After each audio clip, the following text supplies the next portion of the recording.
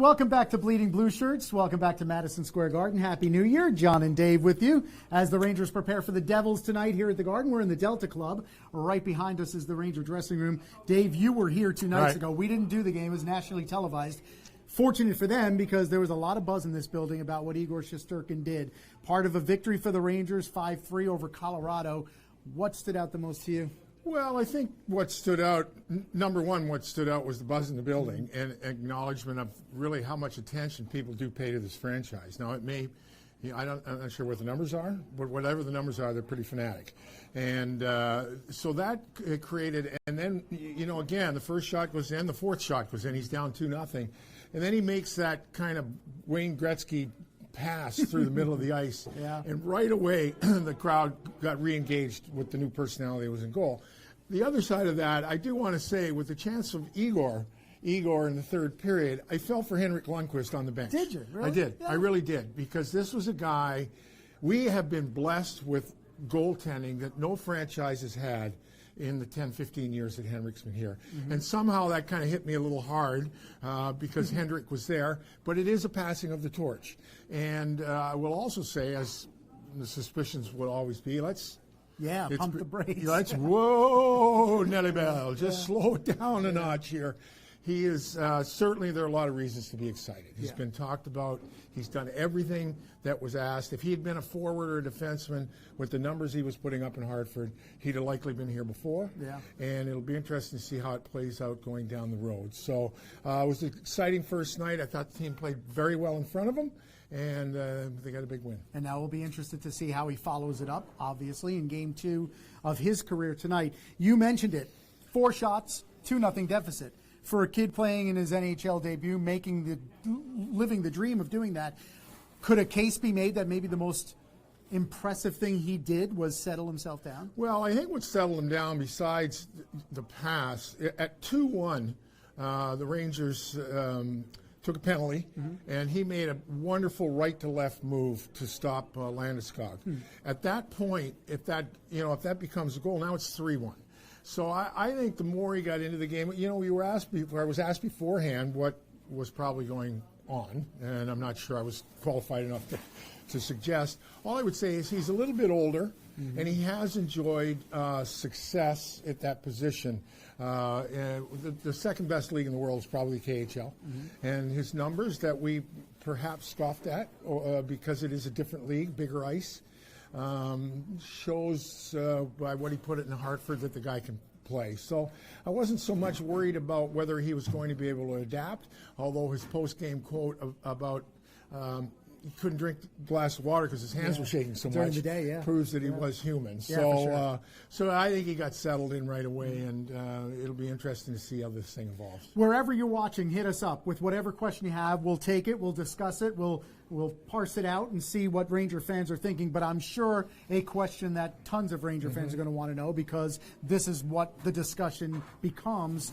How does a 3-goalie situation on a roster become tenable when so few teams do it? The last team that we can remember that did it was the Islanders 2 years ago. It certainly didn't work there. I don't think it ever becomes tenable. I really don't. No, and the big issue, teams don't practice quite as much as they used to. Right. But still, there are only 2 nets in practice. Right. And I think that's the bottom line there, that regardless of who the 3 are, whether they get along, whether they don't get along, where their skill sets are, where they are. The bottom line is there's not enough net. Yeah. And it'll be interesting to see how it plays out. There are a number of different ways you can interpret what's going on. I can certainly kind of observe, but really at the end of the day, we've talked about this position being a position of strength. And the worst case scenario would have been if Georgi, Alex, and Hank had been stinking the joint out, and you had to call them up, but they haven't been. Right. They haven't been. That has not been an issue with this club. So you're able it's still a wonderful position to be in. Do you have options beyond? The only thing is, the only guy that doesn't require waivers to go back to Hartford is Shesterkin. So he's easy to move through the waiver wire. Georgiev has passed a certain threshold in his career where he requires waivers. So there are a couple different things that can or can't be done, but it all also is predicated on if he continues to play well. I don't want anybody to think that's a bad thing. Yeah, right. Because Right. then it answers itself, right? It Because then what will happen was he stays up, he doesn't go back like you just said, and then by February 27th, they probably swing a deal for Yeah, Gillian, right? they have options. That what the options are. Right. That's Jeff Gorton, Chris Drury, Right. John Davidson. That's what they'll figure out. So everybody will say, "Well, the Rangers have all kinds of problems because all three goalies are playing well." No, that's not a problem. Yeah, if it is, it's a pleasant problem. Right. And pleasant is still part of a pleasant problem. Right. All right, the other part of the equation the other night was after it was 2-0, the Rangers beat the Colorado Avalanche 5-1. Right. That's a darn good team that they put up 5 against. When it was 2-0, you told us what you saw from the Shesterkin angle. What did you see from the Rangers angle that changed so dramatically? Well, I just they didn't change an awful lot because really, you look at the goals. There was an impossible deflection, the first one. The kid confirmed, like he had two guys all over him, and the stick was across his body and between his legs or wherever it was. And then the puck poltergeists over Adam Fox's stick, and Brady Shea happened to be on the end of a longer shift. He was trying to get off the ice. He's normally the left-handed defenseman. He should have been more in the middle. He was trying to get off. So those things, they just had to happen. The thing was, it just kind of stayed the course. And, when you hear the coaching staff talk and the room talk, I think they really liked the way they played in Vancouver. And it was just kind of a continuation now. Can you get over that hump where the game doesn't change drastically, where we've talked about it, John, is you set the bar here and you stay closer to that bar instead of here and here and here and here. Right. Can you establish the bar and stay close to the bar? And it sounds like they believe they turned the corner, but that would only be 6 periods of hockey. So there's a lot of hockey left. But that said, pretty important, and I'm glad you mentioned Vancouver because in some ways, that might have been the best game they played all year. Yeah. They came away with a loss, their third straight out west. How they responded to that, I thought, was super important, and I thought that was maybe the most important takeaway from the other night. Yeah, it sure was. I mean, it's that first game off a West Coast swing. Which is never Now, again, in due fairness, Colorado was back-to-back. They played the Islanders the night before, lost a very tough 1-0 loss. But they have people, I think a lot of people would not be shocked if they go long and deep come springtime, right? That's a very good hockey team. To my way of thinking, there's not a lot of weaknesses in that lineup. Right. But you're midway through the season and different things happen. Maybe in goal. Yeah, maybe. Yeah. Maybe in goal. But we'll see. Yeah. But anyway, that being said, your point is well taken. Good things out of Vancouver dovetail into a win here. For sure. All right, Amanda P. is here. She's got a question from the great beyond, and we'll answer it. Laura on Facebook wants to know. Laura on Facebook? Lara. Sorry, Lara. It's Go from ahead. Long Island. Yeah, no you in there. Lara. She wants to know, how do you feel the team has really settled in? You talk about Vancouver and they put together these training games. What do you see? How has the team settled in? To me, Dave, still a work in progress. It Halfway really through the is. season. It really is. I mean, you could arguably, despite how poorly, the game was started, you get down 6-0 anywhere in the NHL, not a lot of good things are happening. But they built that, and that became a hockey game, right? You're down 2-0 against Calgary. You make that a hockey game. It's a 4-3 game. So, by and large, all 3 losses on the road were 1-goal losses. But it's just a matter of, like I said, the easiest way to think about it is you want to continue to raise the bar and stay as close to that bar as you can. They need a few more games for me to say that they're there yet, really. Thank you, Lara. Shot at Amanda. The kid line has gotten some attention, and that's Howden on the left, which is interesting now that he's playing with Hedl in the middle and Kakko on the right. We'll most likely see them again tonight.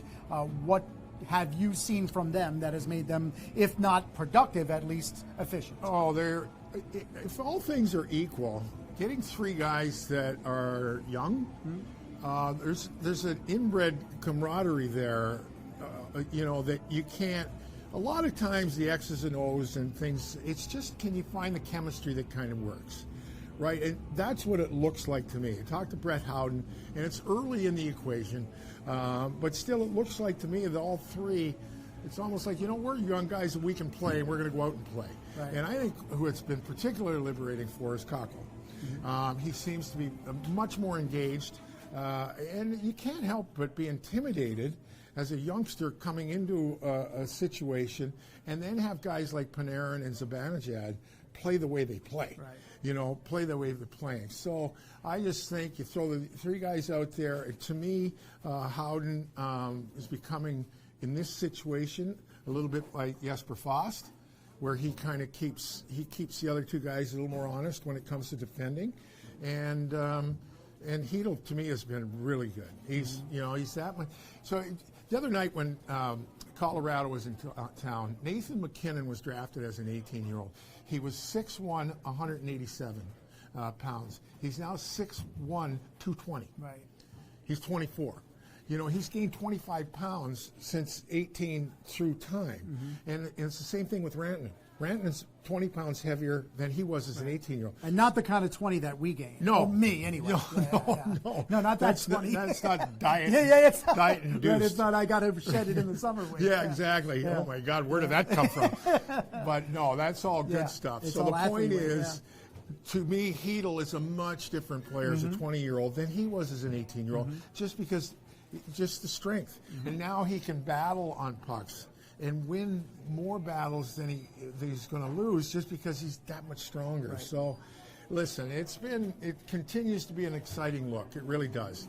Now you're going to get into the meat of the season, the dog days of the season, and that's the next step for the young group. Yeah. So we'll see. So when Howden was moved to the wing, I remember you saying you thought just easing his mind a little bit and taking away some of the centerman's responsibilities was going to be a help for him. Have we seen the manifestation of that, you think? Yeah, well, I do think. And also, too, it's funny, I was watching the game yesterday, and now in that third rotation, you're going to get more minutes. And he kills penalties. Right. So rather than getting lost in the fourth rotation, now, honestly, again, the margin in the game in so many instances is so small.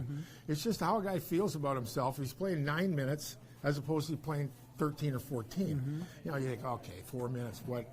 But I do that. That makes a difference. You feel more involved, and so there's no question he's going to be. I think coming in.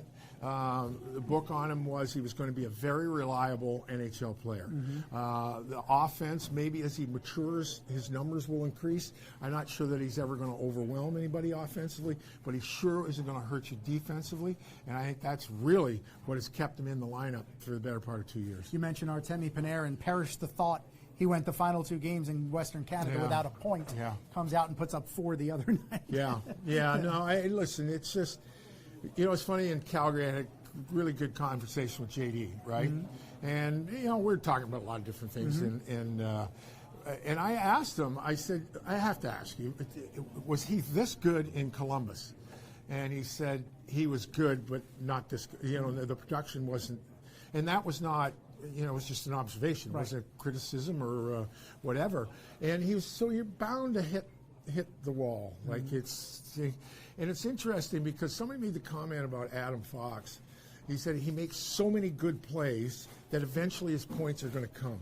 Well, how about Panarin? Yeah, exactly. The same thing. He just does so many things so well. Whether he has a night off, he doesn't get a couple of points. That's not going to last long because he's just so creative. Another question from Amanda. What do you got? So we got a few people asking about Defense.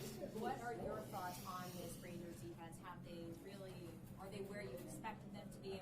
What do they need to work on? Interesting question, Dave, about the Ranger defense. Midway through the season, near the bottom of the NHL in both shots on goal against and goals against per game. But a team that I suspect we sort of thought this is the way it was going to go. How about you? Well, I think tune into the pregame show because I'm going to have Lindy Ruff on the bench, and I'm going to ask him that exact question. Excellent team. So, from my observation, I think they are I'm a little surprised at where their numbers are, and I'm not sure it's specific to the D. And, of course, being an old defenseman, I'm probably going to protect my fraternity because this team does play a certain way that the defense and the goaltender get exposed at the back end of something that happens somewhere else in the ice. And I hate to compare it, but I watched the Islanders play a couple nights ago against the Devils, and you watch them play, and I'm telling you, I watched them play for 60 minutes. I'm not sure I saw one east-west pass. or pucks were put in different places where everybody benefits from the defensive side if the puck is moving well. Now, you have guys back there. Lindgren's, he's probably 45 games into his career, or not even 45, 35. Fox is 45 or 43 into his career. So Hayek, before he got hurt, he was an important part. So, listen, have there been growing pains with a younger blue line? Yes. Are there going to continue to be? Probably. But I do think collectively there has to be more of a thought. Everyone has to protect one another defensively. Yeah. And so I'm going to blame the forwards. But the production from the defense has been leads the league. as good as anybody in the NL. Yeah. So has that been surprising? Well, yeah. I think you have to be surprised. I think, and that will be my second question to Lindy Ruff about Adam Fox. Is this the type of defenseman you need in today's game as part of your lineup? Right. My suspicions are yes, because he also defends much better than he's given credit for, because he gets in position so well. The great players' differentiation is usually the gray matter, right? And his gray matter equals in a lot of ways Panarin's. In the same thing, he does a lot of things that come and you go, holy smokes. Yeah. So I think he defends a lot better than people probably assumed he was going to be. But you throw that offense into it, and the Rangers got some good things going on back there. I know I'm going to tease another segment that you have tonight with me on the pregame, but I know you're going to talk about Jesper Fast. Right. What specifically about Jesper Fast stands out? Well, you look the other night, we've talked about Fast an awful lot, and it comes to being that responsible defensive player, first on the puck. Whenever a group is struggling, they throw Fast on his line. He was involved in three of the four goals the other night, and they were good offensive plays. It starts by the point too is we love the tic-tac-toe, the beauty of it. Sometimes you got to get involved and make a play out of a scrum, and he's good at that. He's very good, and he was +3 assists the other night. They were all pivotal plays on the 3 assists he had, and not in that tic-tac-toe manner. The game a lot of times is a scrum issue, and he was wonderful out of the scrum against Colorado. Yeah, another example of why he wins Players' Player Right, award almost absolutely. every year, right? All right, a word about tonight's opponent. The Devils have gotten points in 6 of the last 7, but they come in tonight with the second worst record in the league, second fewest points in the league. They've been better under Alain Nasreddine. Where specifically? Well, it's funny. I was talking to Ken Danico before our meeting, and I watched their last 2 games, and they are better. They're playing harder. They're harder on the puck. They're a little more like that DNA that was forever the Devil DNA, where they never quit on pucks, never. And you don't know what Adam Hall's, the whole thing that was overhaul. And then I will say, on the 4-0 win where the Rangers won in the Prudential Center, I was on the ice between the benches. I was astounded at the lack of life between on the bench, coach to player, player to coach. There was zero interest. Really? Zero interest in that hockey game, their team. So, and I remember we were heading out after that game, sitting on the bus with a couple of guys and saying, I tell you, I don't know how long John Hines is going to last. Those are coach killer games. Yeah, it just really. So you take him out, and you really like, and the guys like he sure looks like he's establishing himself more. He's healthy, right? I absolutely love Coleman. Yeah. He leads the team in hits. He leads the team in shots on goal. He leads the team in goals, and he's just kind of that run of the middle of the line guy that you've got to have. So, and their goaltender's been better. Yeah, he is. So he's not a bad player. Right. I mean, he's Despite been better. The numbers, so.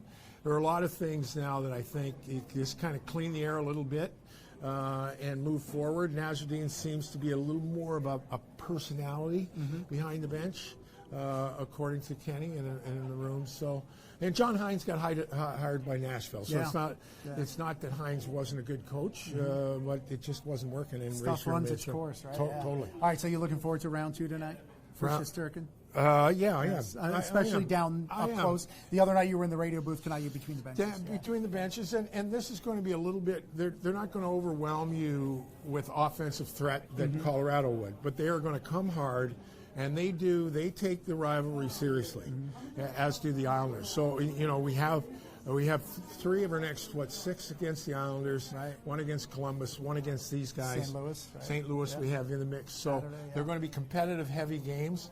And it'll be interesting to see, A, how the team performs, and B, can Igor Shesterkin kind of dovetail into another win. You heard Dave do the tease, so 6:30 for the pregame show. Dave will be on the bench with Lindy Ruff. I'll be hosting with Steve Valaket. We'll talk all about Igor Shesterkin, get Steve's take on the newest Rangers goaltender of the future. And then Sam and Joe at 7 o'clock with the call. Dave will be between the benches. We'll see you again on Bleeding Blue Shirts when, Dave? When's the next home game? The next home game is against the Islanders Monday? Monday. All right, I There guess you I'll go. have to be here. There you go. Can't wait for it. See you Okay. guys. Thanks. Peace.